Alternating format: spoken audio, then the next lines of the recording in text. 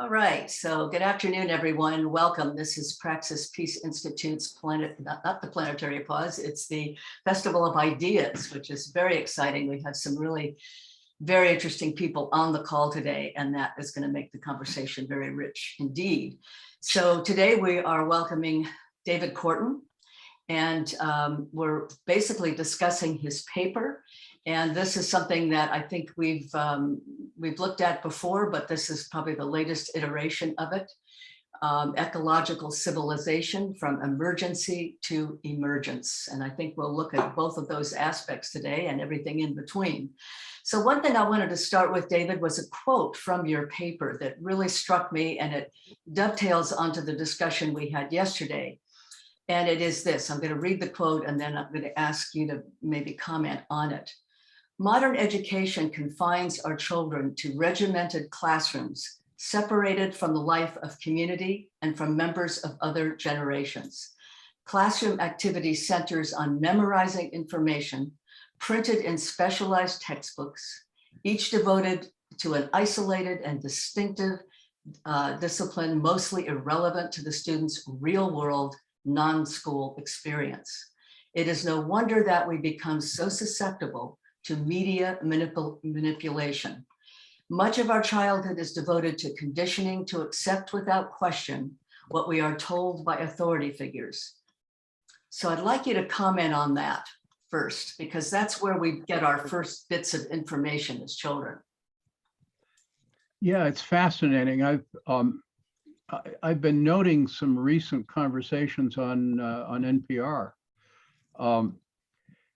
about the discussions of school textbooks and the political discussions, and how things like discussions of climate change, the wording. Can a textbook say that it's human caused, or does it say it's questionable, and so forth? I mean, that's part of it. I mean, how our students are not being trained to think, to lead, to live. I mean, this is a thing that struck me so much from my experience on the Harvard University faculty. To make it in a really prestigious university, in order to get tenure, you've got to be focused on some very narrow topic and become the expert on this little tiny sliver of knowledge isolated from all of reality. And yet what we're coming to now is a recognition that in both the physical and biological sciences, the frontiers of the thinking about the relationships. It's not the objects, it's how they relate. And that is, of course, particularly foundational when we're dealing with living systems, and when we're trying to understand ourselves and understand our relationships with Earth. So in some ways, it's our educational system is one of the major barriers. It's not just corporations, but then we can ask the same kinds of questions about our institutions of religion and so forth, and how we're at a stage in our human understanding of moving to a deep breakthrough in our understanding of all the aspects of being. And this is an essential part of our civilizational transformation that we now have to navigate if we're going to have any hope of a human future. Does anyone else want to comment on this particular aspect of the paper? All right, it looks like everyone is mute or not ready to say anything. I think just to expand on that a little bit, courses or training in critical thinking or how to think, understanding psychology to some extent, and philosophy even. I mean, there are high schools in Europe that teach philosophy. I mean, this is amazing. And yet a person could get a PhD and never have one class in philosophy in the US. So the difference is striking. It was striking to me when I first discovered it, that they learn a lot more in high school than we learned. And I went to a good college prep high school. So it's striking. And I think how we get into that place where, or how we educate, how can we can't change the public school curriculum overnight. So that's something I want to talk about when we get into dealing with the solutions later in our talk today, if we can. Yeah. So, Well, another aspect of that, of course, and this is, this was part of my learning from Elizabeth back when I was just becoming introduced to understanding life as being alive. The limitations of the biology that we worked with, which were all a mechanistic view of life. So even our credible sciences have only been recently adapting to the reality of our being. So again, what we were teaching our students in biology, I mean, the things that I learned from Elizabeth and from Dr. Maywan Ho, were things that you never heard in a biology class or anything else in your formal education. And yet once you hear we're all comprised of tens of trillions of living cells, and they're all self-organizing to create and maintain our body. I mean, it's so obvious. Well, yeah, but why didn't they ever mention this in biology? right. Yeah, I just wanted to say too, Dave, I picked up especially on your saying that when school is boring, it drives the kids to social media for their education. And that's a very important point. Need I say more? That's not the place. That's not the place to get your information from. It's I'm constantly faced with this question of how do you help the young people of today who have grown up in cell phones to discern reality at all anymore? It's a very good question. I don't have an answer, and anybody that's on here that does. Well, I think you gave a clue by suggesting that maybe we get out of the schoolroom and into real life. Well, that's true. Yeah, I mean, but that social media is not real life, but it's become their real life, and that's tragic. Yeah. Well, oh, go ahead. When we look back before our formal educational system, children grew up in the community, and they engaged in the farming, the hunting, their education was living as part of the community. And that's not adequate for our current situation, because our young people are going to have to learn to create a future that none of us have ever experienced, and we don't know what it's going to be, but it is going to be out of life. And so maybe our educational system should in some ways involve children in really trying to solve problems that their community faces, things in real life, even learning to farm or to run the garden and so forth.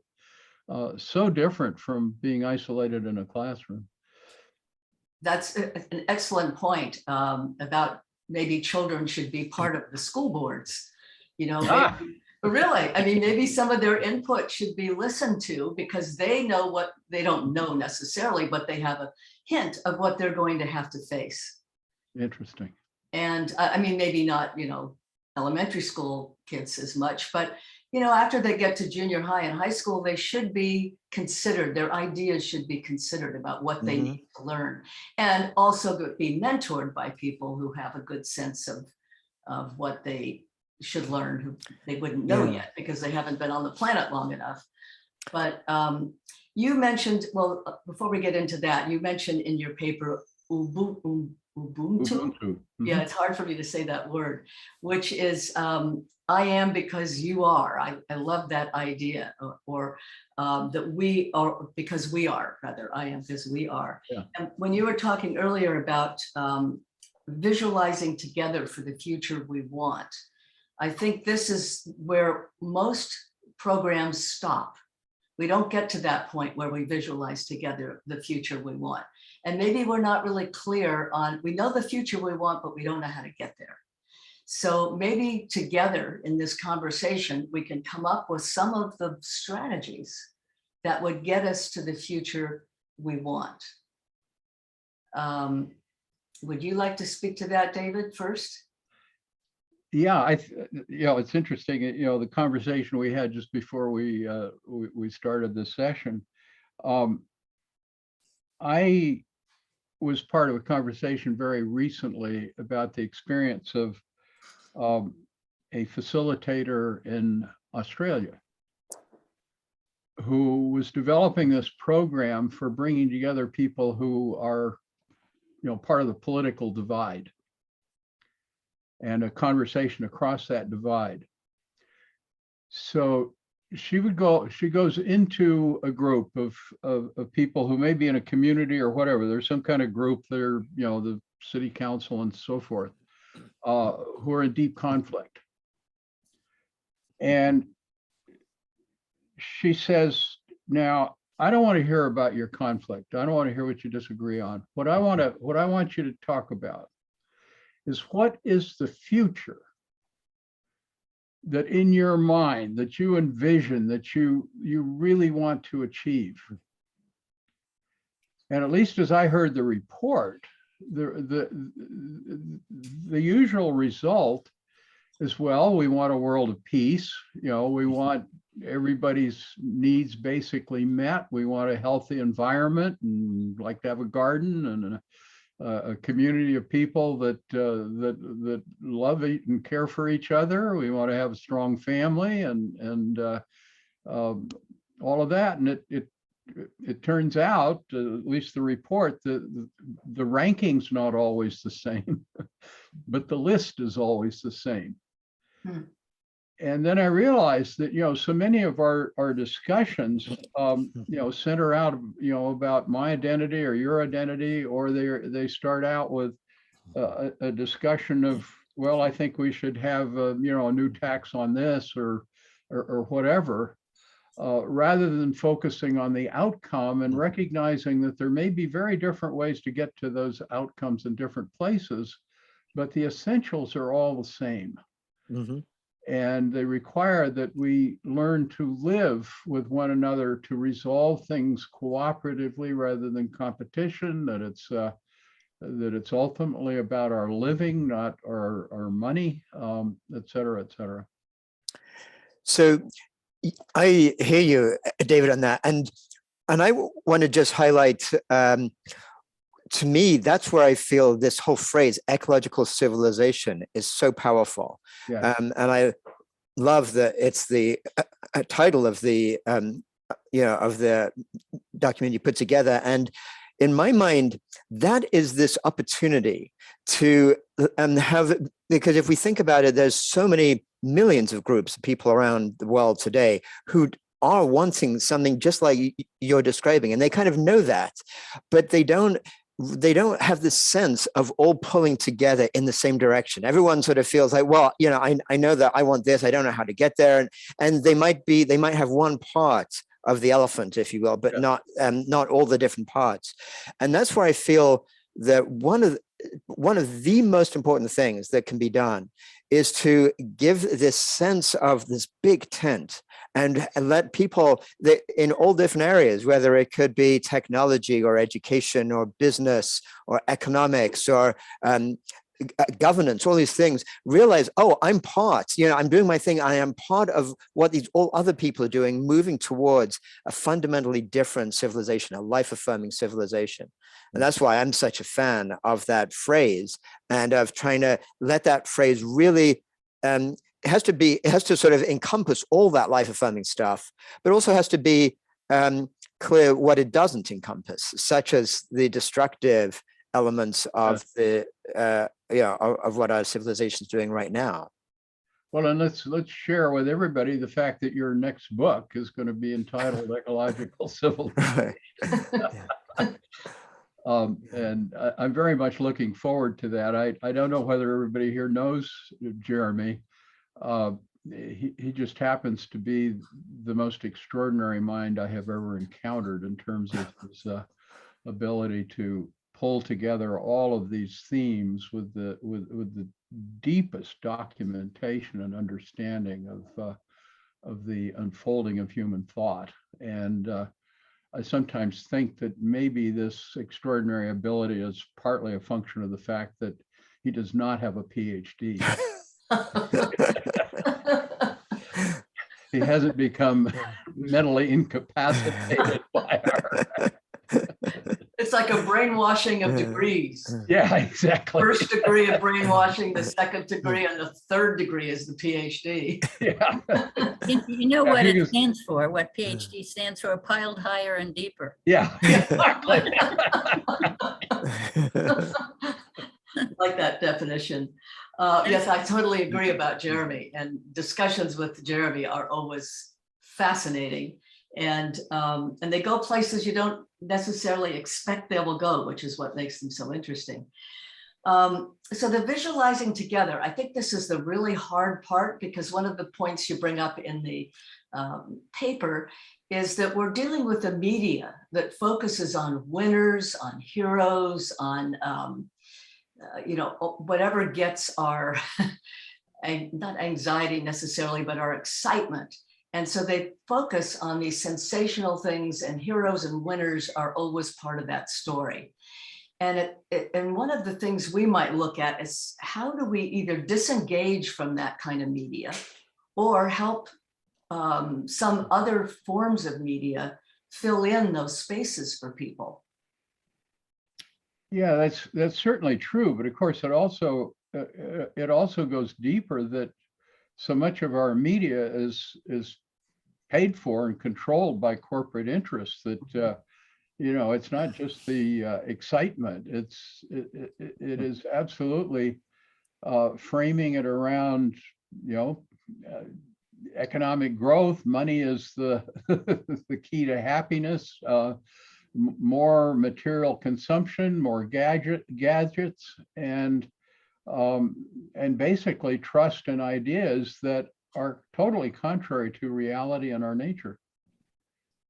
I'm thinking about that the whole issue of climate change being so very much on people's minds now has Yes. at least turned us to looking more at nature, at the planet.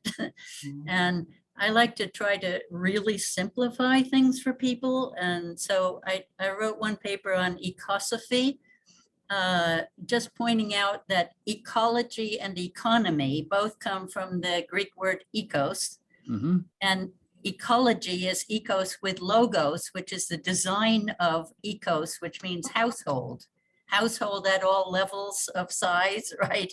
Yes. To the ancient Greeks, like the communal household, as well as the family household and the world household. So the planet, and then economy is ecos plus nomos, which is the law, the rule of the household. Mm-hmm. And I remember once saying at a meeting, why did we pull those apart and separate economics from ecology? Because we've got it exactly upside down.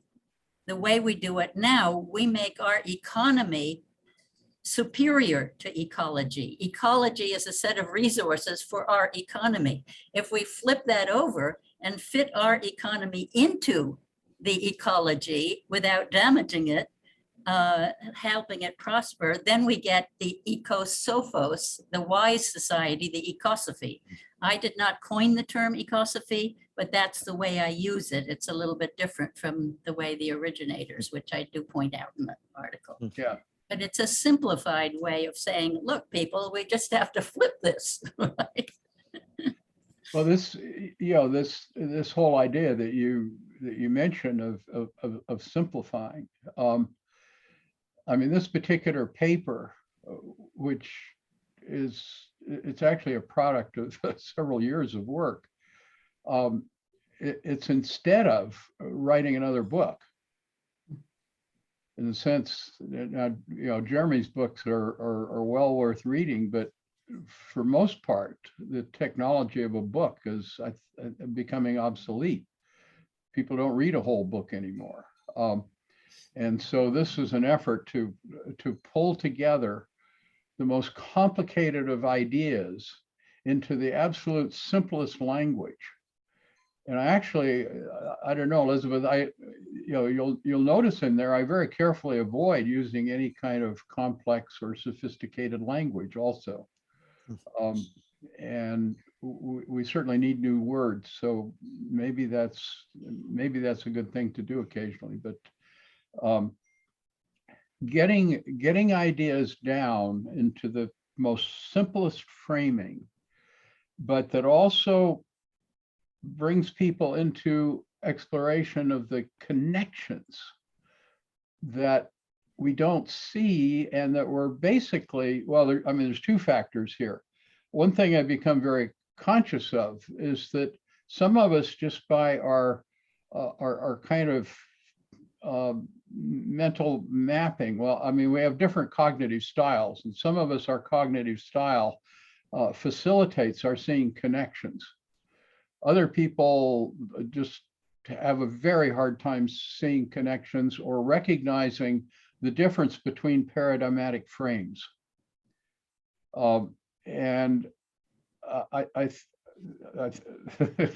Present company here, I think we tend to be have cognitive styles that allow us to see conflicting conceptual frames simultaneously. It's like seeing both sides of an optical illusion at the same time, which is extremely difficult to do. But you can't totally understand what's happening in society unless you can hold in your mind, yeah, this is the frame around which we are organizing, and this is the frame around which the actual world organizes or nature organizes, and here's the conflicts between them and the overlaps, and et cetera, et cetera. I wanted to go to the part in the end of your article where you talk about the pathways to emergence, how we get from the emergency we're in to emergence. And you list a whole bunch of things there, which I think we would all agree on. And I'm just, mention a few of them because I think there's total agreement among our group, but breakup of concentrations of corporate power, community self-organizing, organized bioregionally, defined political jurisdictions, transform our relationship to nature, eliminate financial speculation, which I think is a huge one, and a lot of the other things that are there. But some of about eliminating speculation, I think this is huge in where our money ends up going. And where I just read today, because John Perkins sent out an email, you may have seen it, where he says, there was all this commotion about the debt for the Build Back Better, and yet Congress just approved much more money. I forgot what the figure was, but it was in the trillions for the defense budget, even more than they asked for. So, and there's no talk about the deficit when it comes to funding that. So getting to some of these pathways that you've outlined here, there seems to be a big jump or a hurdle required to get some of these things to actually happen. So let's go back to visualize together. And now it's to visualize, okay, what are some of the strategies that could get us to these places? Can we visualize some of that? And anyone can chime in here too. Just put your paw. Okay, Rocky. Unmute, Rocky. Rocky, you need to unmute. Yes, Madam Chair, I'd like to consider the elimination of gas-powered vehicles and resigning or the redesign of the infrastructure.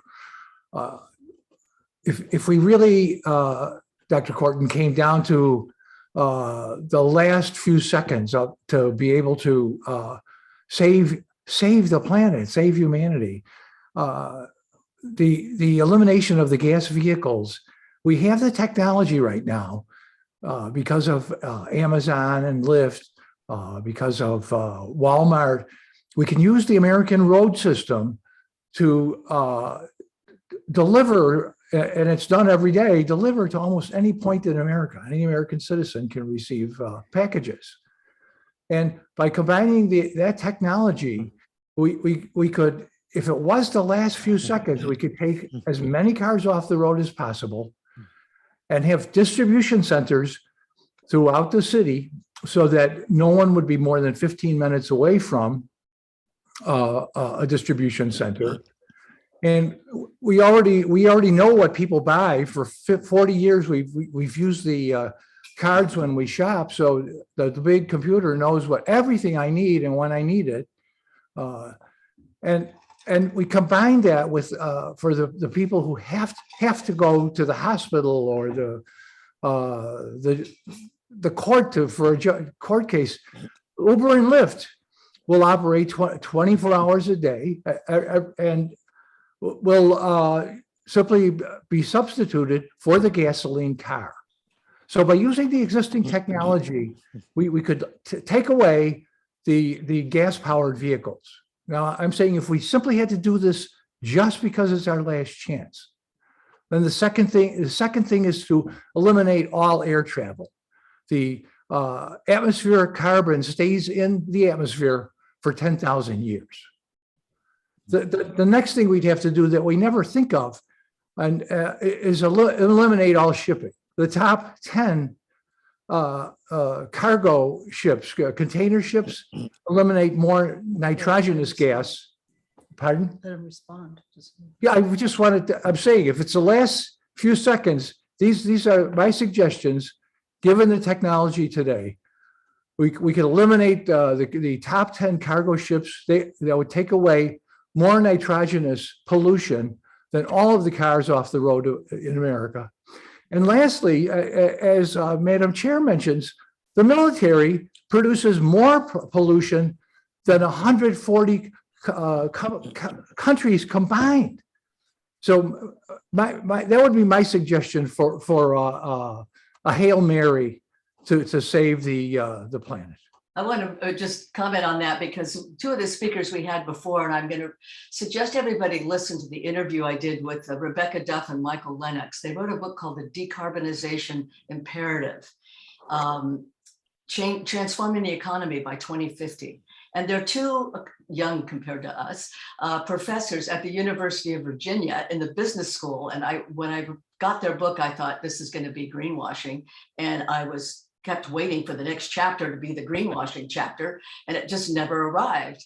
So I was quite astonished and actually quite pleased. But one of the things they did in there that's kind of daunting, but this is why I would recommend everybody read the book. They show how much energy is used, how much pollution comes from different sectors, the agricultural sector, the transportation sector, the industrial sector, so that you start seeing them side by side. And you don't just focus on transportation, and you don't just focus on agriculture. You start seeing the trade-offs between the different ones, that you can pull back some of the transportation and pull back some of the industrial, and they can equal pulling back completely from one. So it's, to me, it's what David was just saying, is looking at all this, holding this bigger picture, is to look at all the sectors of society that are doing the polluting and how we might pull back each of them to some great degree that doesn't necessarily eliminate all of it all at once. Anyway, that's just a thought, and that's why I recommended that book. And David, I'd like you to comment right now. Yeah, I mean, this gets into this frame of the emergency versus the emergence. And that frame comes out of our current discussions in the Club of Rome. And it's part of the transformation of the Club of Rome that came from shift in leadership to two women co-chairs. And I think it's a very powerful part of the framing that you know, we've got to do a lot of this immediately to reduce our dependence on carbon. So if we can reduce our dependence on gasoline cars and move toward electrical cars, that may be an immediate kind of thing. But the deeper thing we need to move toward is less dependence on cars. And that's not just doing away with cars. It is rethinking infrastructure. You you know, so much, I was so impressed during the years that Fran and I lived in New York City and Manhattan. You know, the way New York is constructed, to have a car in New York is a sign of madness. You know, unless you have some reason to be driving outside of the city on a regular basis, it's just ridiculous. It's very hard to do and very expensive. But most everything you need is within a 5-minute walk of your apartment door. And if you need to go further, at least when we were there, you had this phenomenal public transit system and subways and so forth. And it was a beautiful way to live and far less energy dependent. And you may notice that the list of actions that Georgia mentioned in my paper is, includes eliminate gas-powered vehicles and redesign infrastructure to minimize dependence on private cars in all but remote rural areas. And then it also is minimize air travel by vacationing locally within local, rural, urban jurisdictions, and organize all but local meetings and conferences as web conferences. I mean, these are, this is why some of us want to frame this as a civilizational transformation. It's not about tweaking adjustments in the current system. It is about fundamentally rethinking and restructuring how we live. Well, COVID certainly gave us an opportunity to stop and think about how we can restructure. And one of the things I discovered is what you're talking about this year is all these programs we've been able to do on Zoom. It's been almost every single Friday. And it's been incredible to keep community going during this time and to learn that, we can communicate very well on Zoom across distances. We've had speakers in Europe. This is something we could not do in person and now wouldn't. So it's really, I think, quite extraordinary, the opportunity we've been given to rethink the way we're living. Does anyone want to talk about how we might visualize together some strategies, not just what needs to change, but how do we get there? Sorry. Let's get someone new, someone who hasn't spoken yet. Okay, Linda. So I guess I've been lately influenced by the Michael Mann book we're reading. What's the name? The New Climate War. Right. And I'm really, what I think no one's really getting at is the money that's still going into the fossil fuel industry. We still are giving them subsidies, for God's sakes. And they, in turn, are doing absolutely everything they can to give us misinformation. It used to be denial. And according to Mann, now it's just distraction, distraction, distraction. So no one is really going after the core root of the problem, which is we need to somehow penalize the fossil fuel companies for continuing to use their influence to block legislation that would put us into some kind of, World War II like emergency. This is a time of emergency thinking, and we need to pull together as a globe. And we're not doing it because I believe the fossil fuel companies holding us back. So I would love to hear some response to that. We'll let him respond before you. Well, first of all, David. Yeah, I mean, the book that I'm best known for is When Corporations Rule the World. Exactly. Yeah. But this isn't just about fossil fuel companies. This is one of the things that is very central to my thinking now, and I mentioned in the paper, that the publicly traded limited liability corporation, is transnational corporation as we know it, is an illegitimate institution. Yes. That whole institution needs to be eliminated. But how do we do it? What's the strategy, David, to get us to eliminate them? The first is conversation. I mean, it's looking at a deeper level of how are we organizing currently that got us into this problem. Now, that discussion is not going fast enough, No. but there's no way around it. And, at a deeper level, people sometimes ask me, do you think we have any chance of getting through this in the time available to us? And, my response to that, as well as an academic analyst, no, we haven't got a prayer. I mean, we're finished. We've already gone over the edge. There's, but that becomes a self-fulfilling prophecy. And so the only logical answer is we've got to work on advancing this change as rapidly as possible. And at least what I'm suggesting here is that a part of this needs to be exactly this conversation we're having now. And it starts from this deeper understanding of the nature of reality, the nature of life, the nature of being human. It involves, penetrating this misdirection around the whole nature of and purpose of money. It's so obvious when you think about it that money is just a number.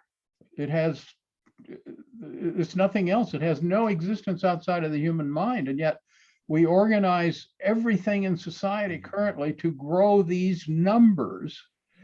How do I get my hand up? So anyhow. I wanted to bring up one strategy that I think could work really fast.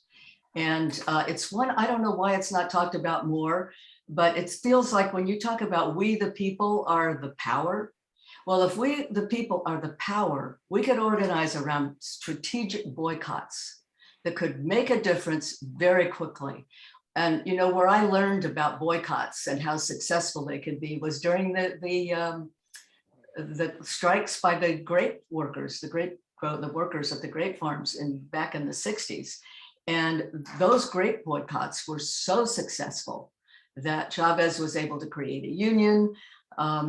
It made a huge difference. Stores stopped buying the grapes because people weren't buying them from them. And I think if we strategically said, okay, we can't boycott all the oil companies, we could pick one and say, okay, this group of people, we're getting behind a boycott of no buying from this particular oil company, no buying from this particular clothing manufacturer, where we target in different areas, boycotts. And I think it would not only affect the company that we're boycotting against, but the ones that see that they might be next. So anyway, that's what I think could be a successful strategy and change that could happen quickly. Yeah, I find it hard to imagine how we organize people around a boycott of a single company. Well, it's been done before. I don't think it's impossible to organize. Our revolution might be very good at organizing something like that. Move on. They might. I mean, you bring these groups together and we could have, I think, a very successful campaign. But it still doesn't, it doesn't address the larger issue that it's not one company. It's not even, just the coal companies. It is the whole nature of the political system. Right. It gives us extraordinary power and actually is all organized to facilitate this ever-growing concentration of monopoly power. Right. I mean, the direction we're on is toward one corporation ruling the entire world. Right, could have been Monsanto. It could have been Monsanto. Now, probably the leading candidate is Amazon.com. Right.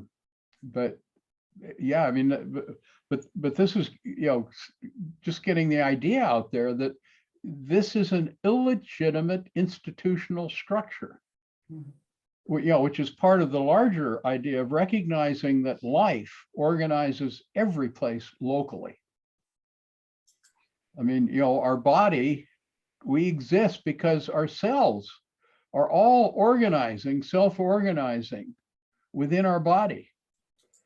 And on the planet, it's the same thing, that all of life and all of the species somehow are organizing together in ways that we scarcely understand to to create and maintain the conditions on this planet that are distinctive among all the planets that we have yet identified.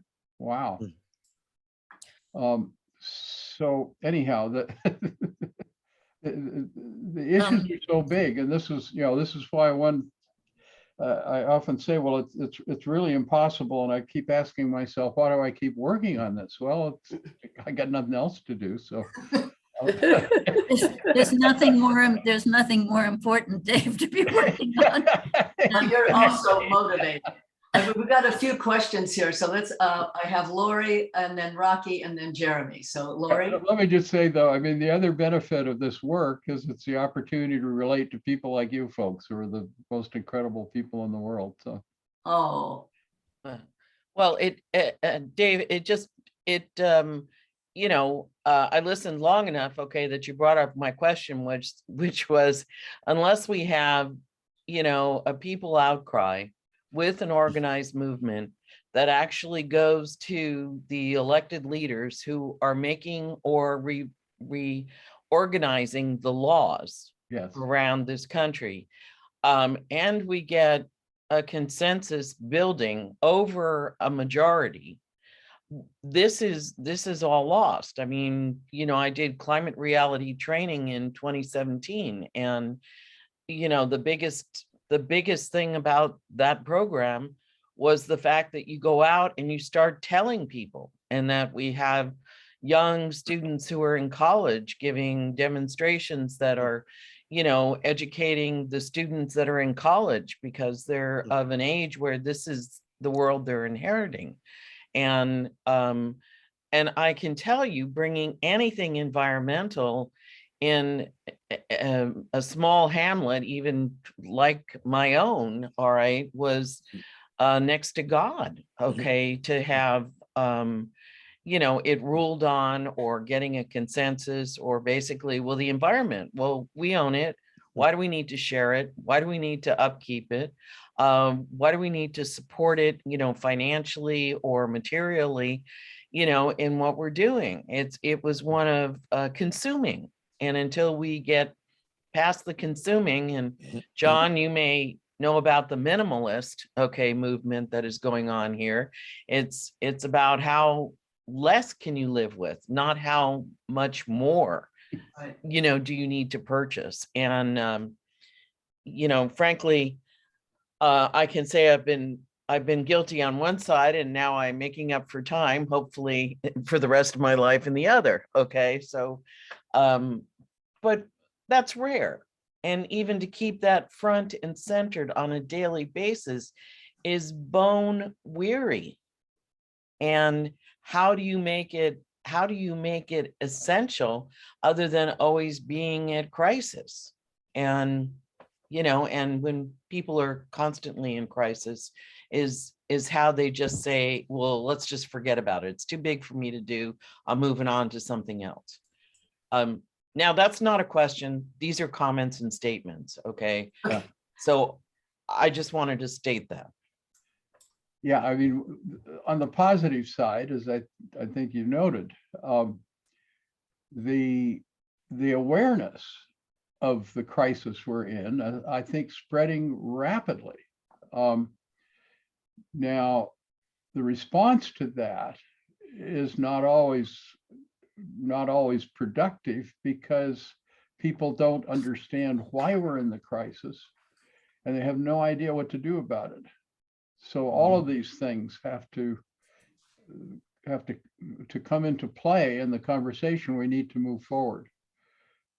But one of the things that makes me pleased about this particular discussion is that Georgia is one of our global experts on how do you organize conversations. So I'm glad she's on the case. I'll stay on the case. Stay on the case. I'm on the case. I love it. So I'm going to go to Rocky and then Jeremy. Yes, thank you, Madam Chair. I'd like to continue on your concern for a strategy. And I'd like to use Dr. Korten's suggestion. Really, we have to simply take a portion of an American city and convert a portion of, let's say, Portland, some area that would work toward having no cars, it would be much like New Orleans, where the only thing on the French Quarter streets are delivery vehicles. There's no personal cars there. And again, we have the distribution technology with Walmart. They can distribute food, and with Amazon, goods can be also be distributed. And it would just be a matter of setting up a demonstration area in a city where there were no cars. Uber and Lyft would take care of the electric transportation, and there would be distribution centers where what you need would be within 5 to 10 minutes of you. That doesn't get to the root. I guess I'm talking about, and I'm referring to strategy. The question was on strategy, and I'm putting that question to you, Doctor. Yeah, well, first of all, I would suggest that we try to develop these demonstrations in every city of the world as fast as set them up. But I would also set them up around local production and local stores. I would absolutely not set them up around Amazon and Walmart. Exactly. Please forgive me. Part of the problem. Yeah, that is the problem. Amazon's going to take over. I was going to say the same thing. We have to get away from the corporate control. In Wisconsin, there's a co-op, a taxi cab cooperative. Things like that would be great locally. Local taxi cooperatives. Cooperatives is the wave of the future, I think. So let's go to Jeremy. All right. Yeah. Well, what I'd like to do is actually start off what I wanted to say with a quote from a very successful radical activist from some years back. And he said, "Only a crisis, actual or perceived, produces real change. When that crisis occurs, the actions that are taken depend on the ideas that are lying around. That, I believe, is our basic function, to develop alternatives to existing policies, to keep them alive and available until the politically impossible becomes the politically inevitable." And as I can see from some of your faces, you know who I'm quoting is Milton Friedman. And what they accomplished, what the Mont Pelerin Society basically accomplished, was one of the greatest transformations in modern history towards this destructive system that is leading us on this path to collapse and minting all these billionaires in the process. But they changed the fundamental belief system around the world, because they did things like this. They put these ideas out there and they kept them going, and they kept, it was not just one orthodoxy, but these different ideas that all had one sort of umbrella concept, as this notion of the individual liberty, individual freedom, and that got people excited. So even people who didn't even have a clue what neoliberalism was about just say, yeah, individual freedom, I'm for that, and so lots of people could get behind this idea that was so transformative in the most destructive way imaginable. And I think what we need to recognize is that right now, I mean, basically, we just had this fiasco of COP26 when basically the nation states of the world threw in the towel. They essentially just said, right, we are on the side of the corporations. We're not going to do a thing. Like the largest group of lobbyists, basically the largest group there were the fossil fuel lobbyists of 500 plus people.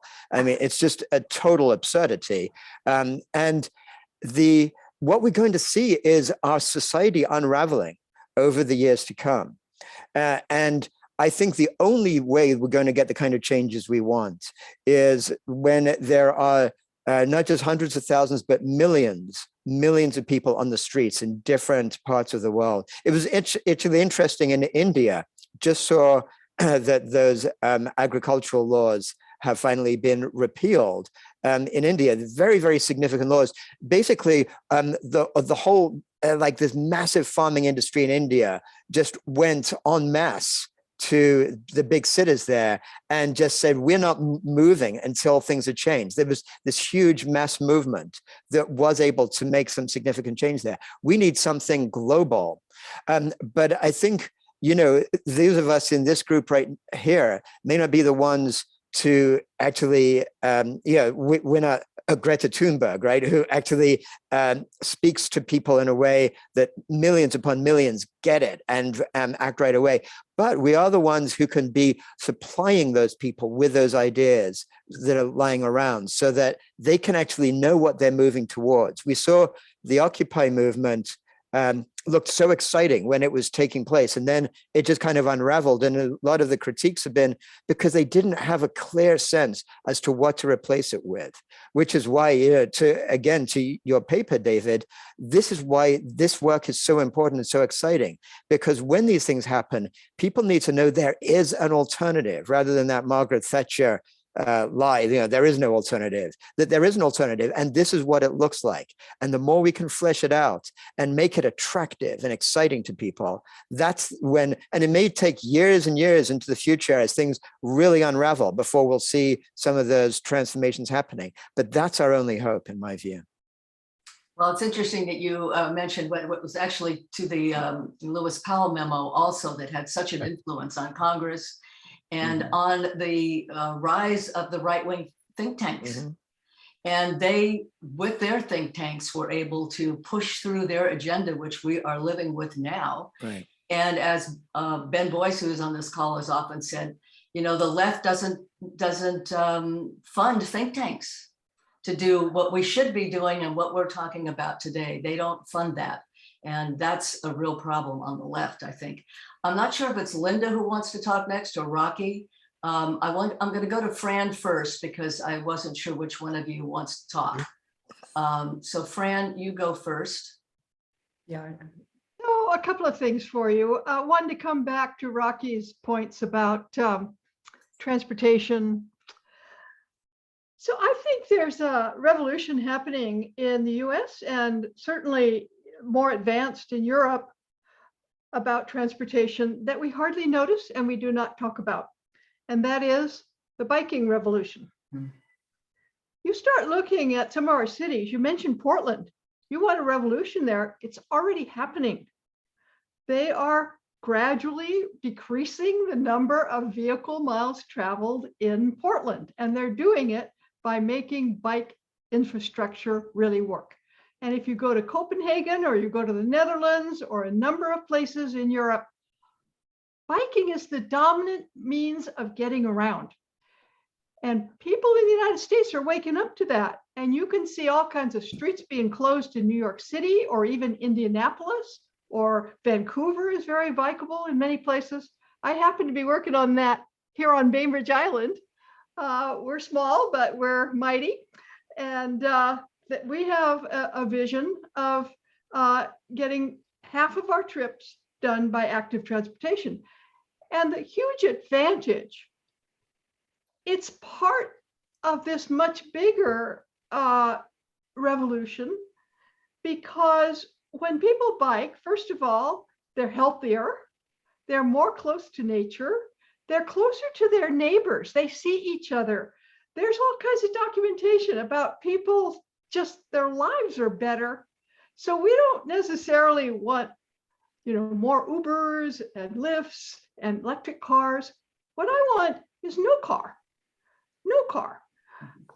And we're seeing that it is a viable solution, not for everything, not for everybody, but it is a very substantial change in the way people experience their own community when it becomes very bikeable.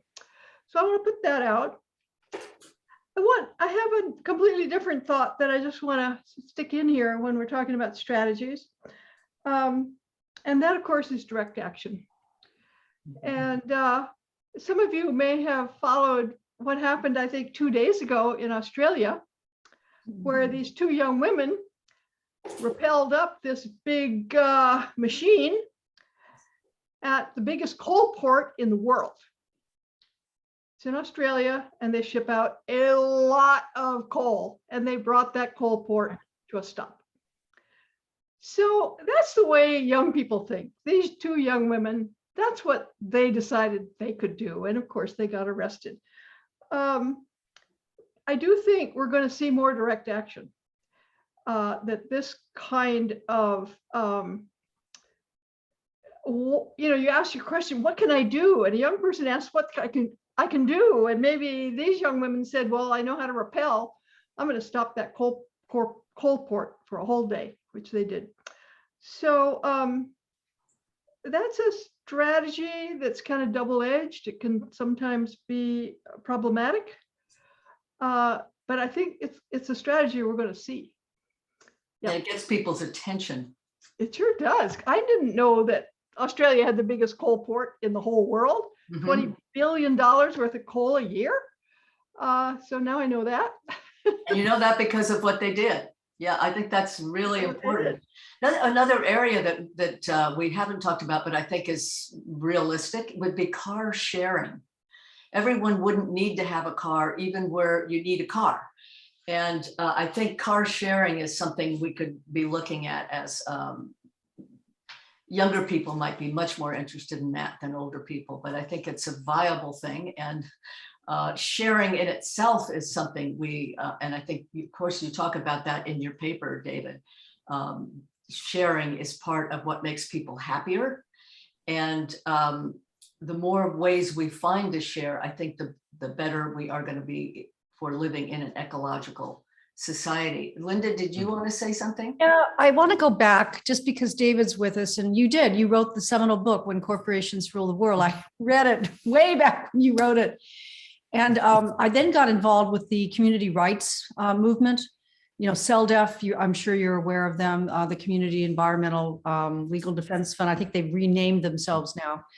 And they support it. It's a law firm, and they support local action where corporations have, been abusive. I worked with them when I was in the Tucson area, for instance, when, there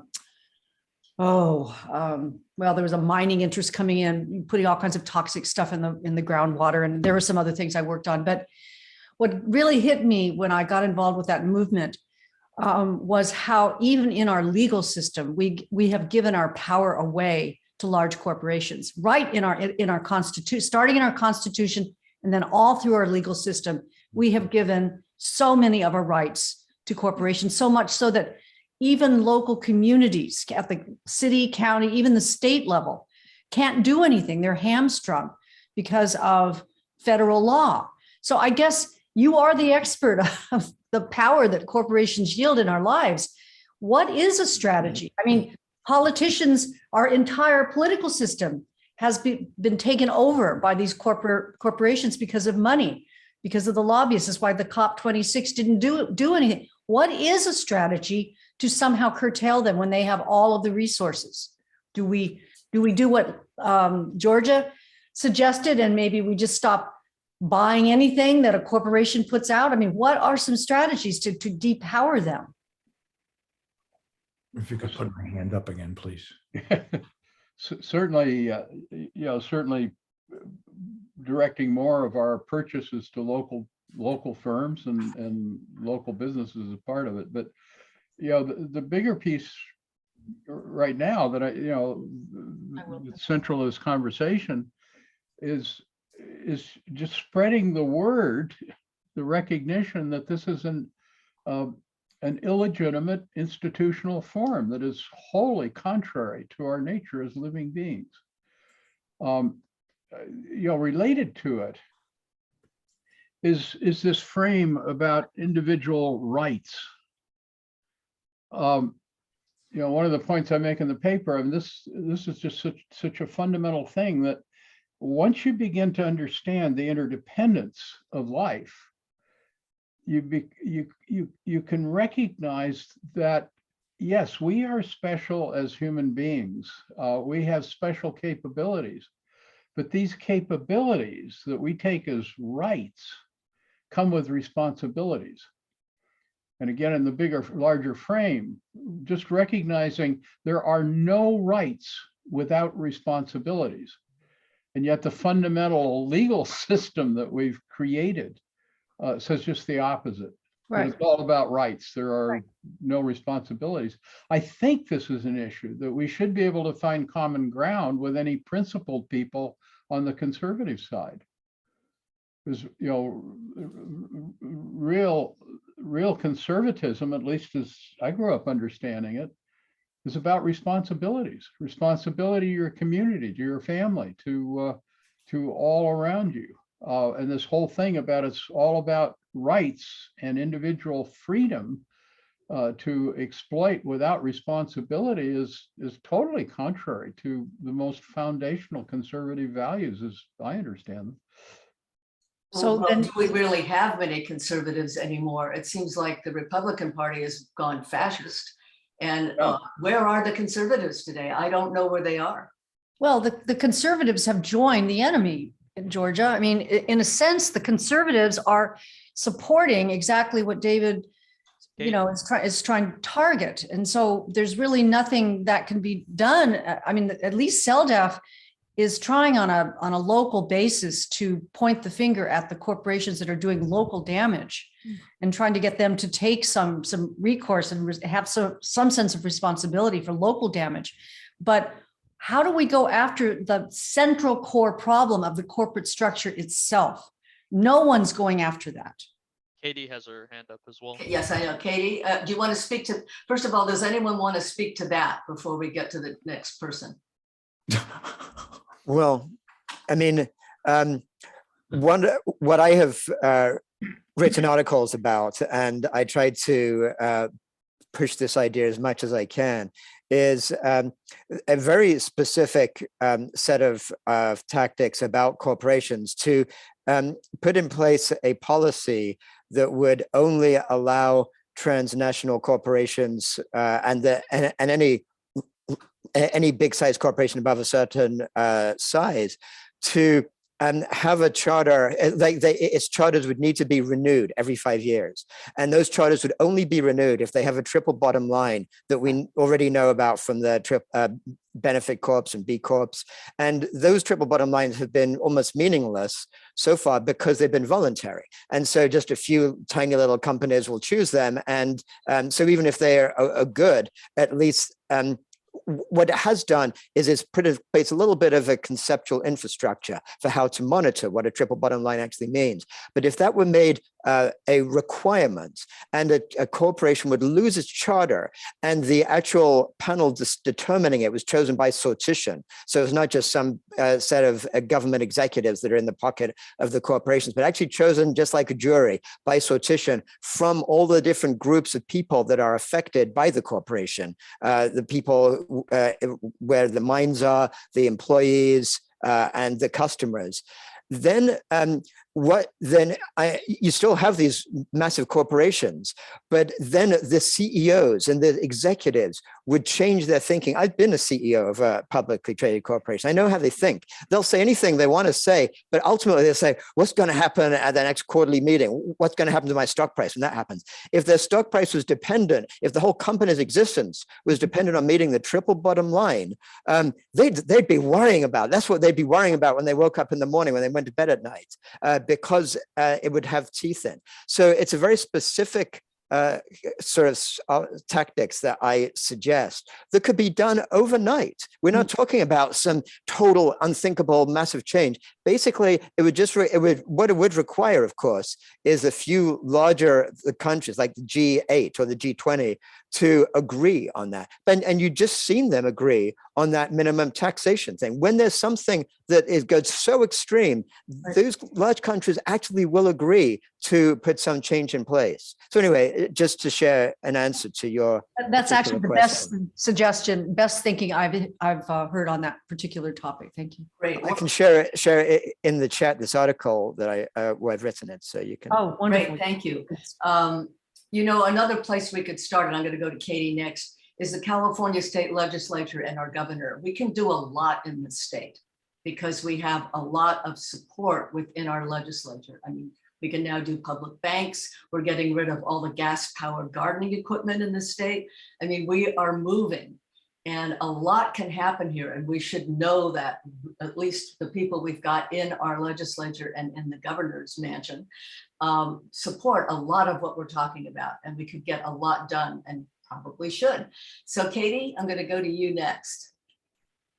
Well, this has been really thrilling, this last portion especially. I wanted to underline a few things. I I thought that, Jeremy, your idea of making sure we write, and already Georgia is archiving these conversations, because some of the changes that we're creating here they may happen over generations beyond our lives. So it's essential that we do write and save and publish, and that we archive these conversations.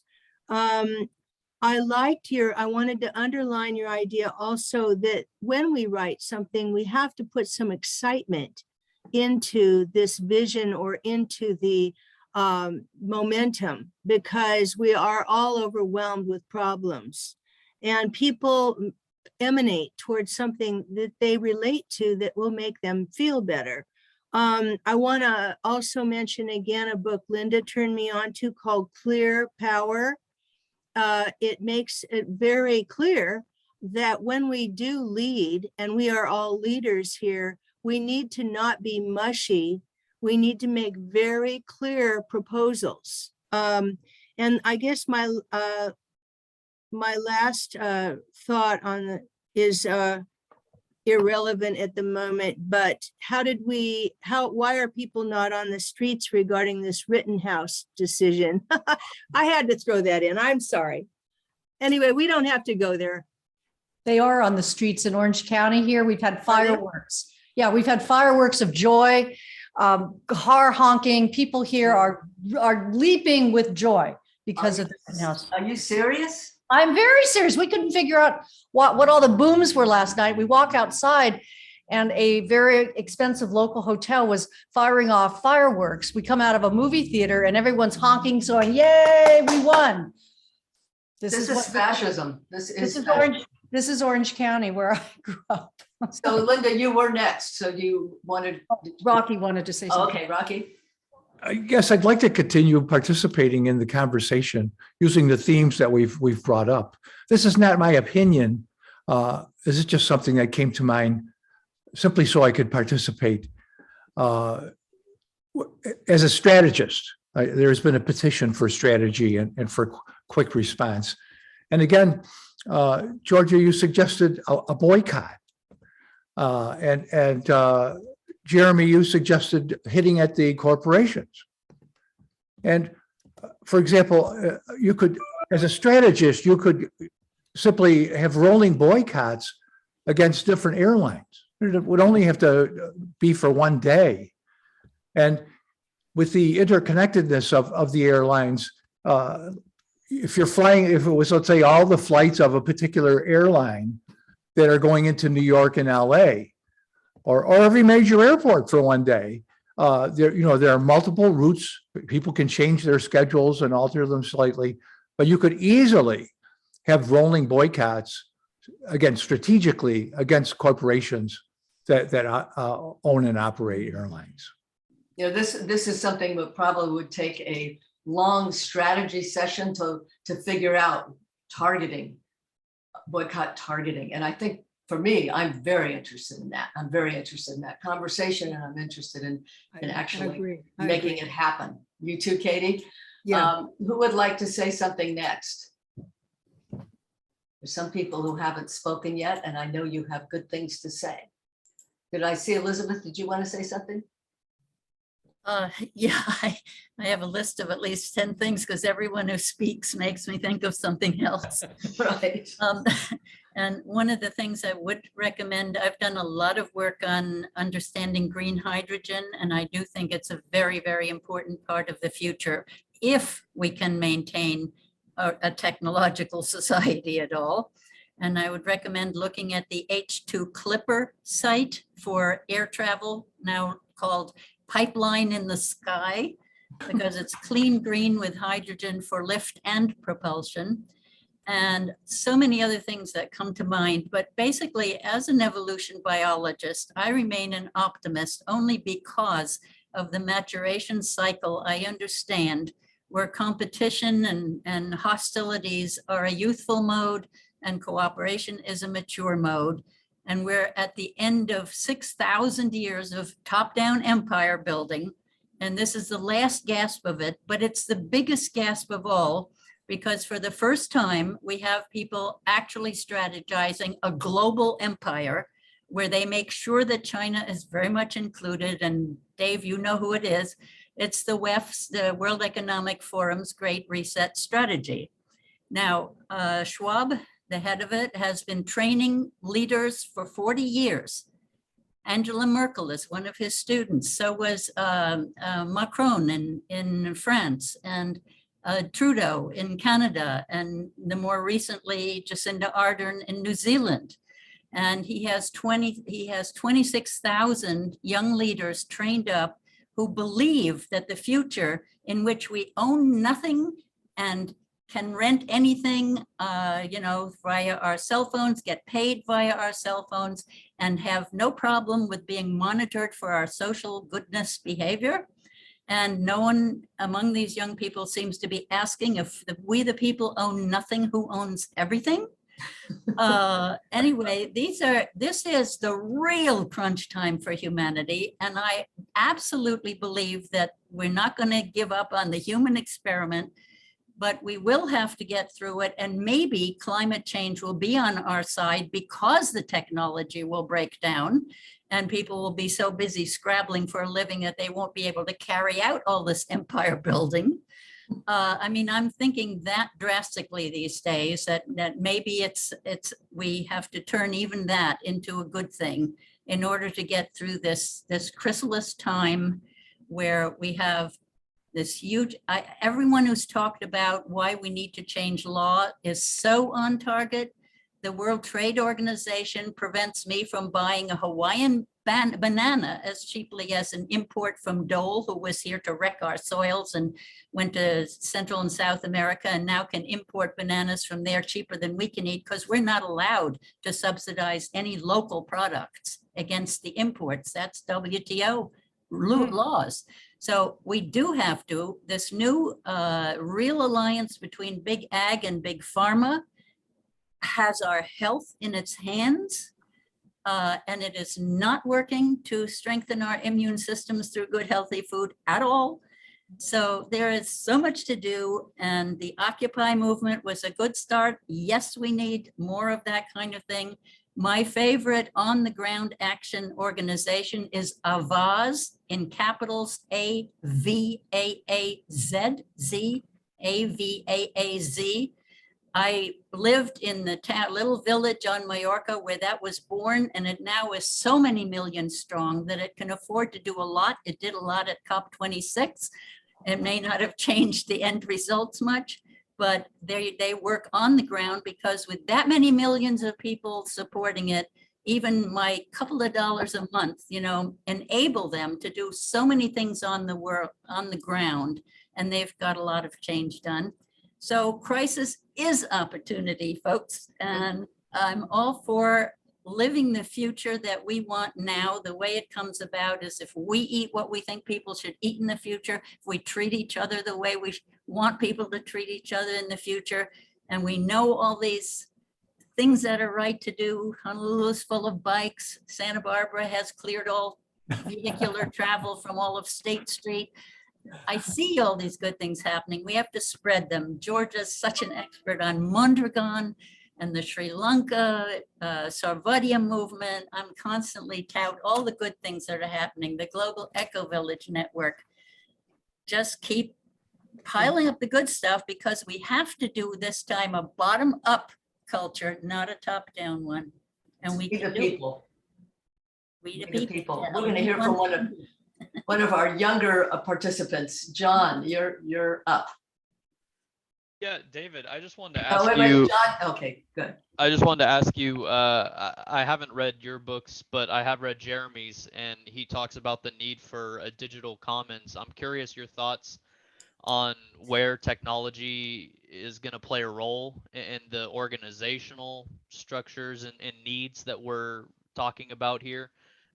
Is technology only obfuscative to, due to misinformation? Is it, only a tool for bad? Is it, just your thoughts on technology and the ownership of technology and the need for a digital space that's owned by people rather than corporations, or is all tech, you know, because I'm of the mind that tech is agnostic, but I've heard from people like tech won't save us, you know, that tech is something that should be minimally utilized. So just your thoughts on technology and that type of thing.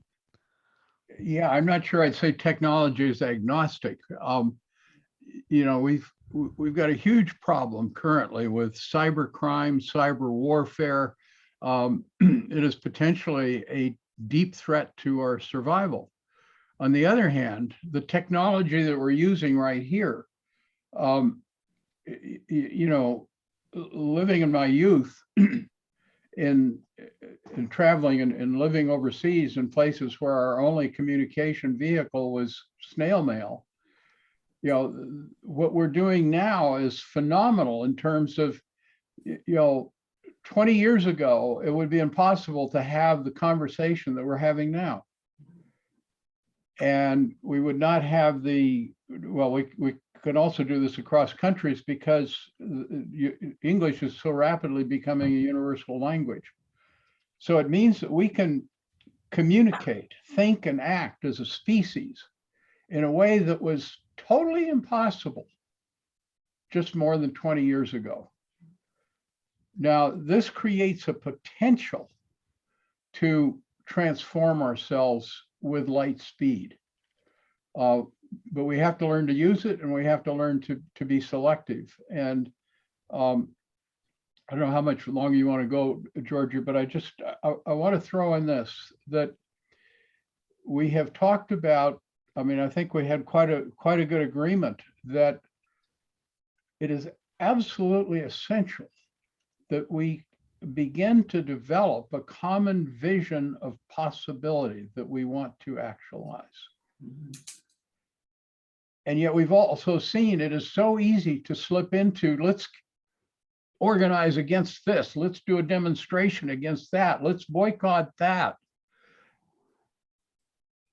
Now, some people need to do that. But when we're talking about this particular group of people, we need some group of folks that are good at visioning an alternative, to have exactly the kind of conversation we've been having here, and to find ways to work together to advance this conversation and this communication about a vision of possibility. That's very, very well put. And that might be something that you and I talk about, maybe Jeremy too, and Elizabeth, that we talk about how to frame a, maybe more than just like what we're doing today. Maybe we have one group of one discussion about visualizing this common, all these alternatives. I'd certainly bring in cooperatives as part of this. What exists that's already exists that could be part of our visioning, and also what doesn't exist yet that we could envision. And then maybe a second part would be, okay, how do we carry out those visions? That would be the strategy. So we wouldn't mix them together in one meeting like we have here today, but we separate them. First the visioning, then the strategizing. Does that make sense to you? Yeah, I think so. And of course, an absolutely key issue is the issue of ownership. You know, which is one of the things that must be fundamentally rethought. That's true. Especially real estate. Yes. Yeah, I mean, yeah, particularly, you know, the ownership of land. Mm-hmm. And the discussion needs to go way beyond anything I have ever heard. Right. All right. I think we can't, I think we're going to wrap this one up today, but I think it gives us kind of an opening into what we might want to do in the future. And I'm going to want to talk to you soon, David, about this. And Anytime, you're in the top of my list. okay, great. Well, I really appreciate everybody's input today. It's, I think, been a striking conversation, and there's a lot in the chat box. I've saved it. And I'm going to end the recording now, unless, David, you have anything you want to say at the end here? Nope, I think we've covered it.